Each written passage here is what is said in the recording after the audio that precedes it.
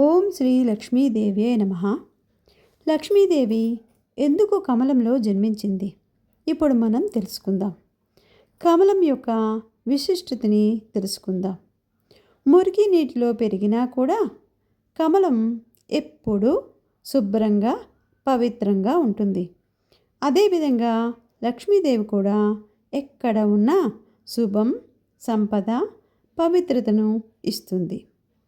అందుకే ఆమె జన్మస్థానం కూడా కమలం పవిత్రతకు రూపం.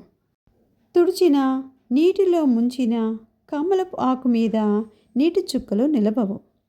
అంటే ఆసక్తి లేకుండా స్వచ్ఛతతో ఉండటం.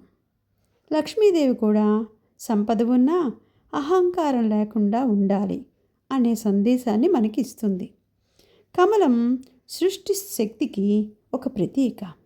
కమలం ప్రణయకాలంలో బ్రహ్మదేవి స్థానం కూడా.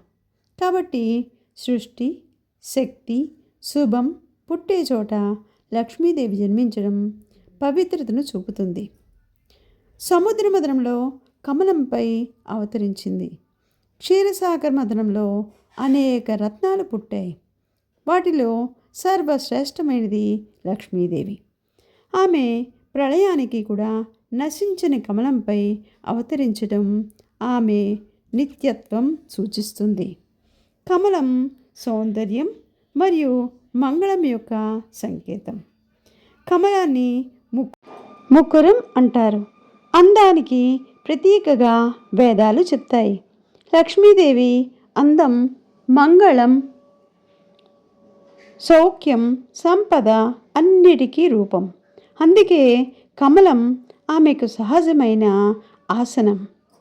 లక్ష్మీదేవి కమలంలో జన్మించడం అంటే పవిత్రత, సంపద, శుభం, ప్రకాశం, సృష్టి శక్తి, సాధకులకు ఆశీర్వాదం, ఆసక్తి లేకుండా జీవించడం.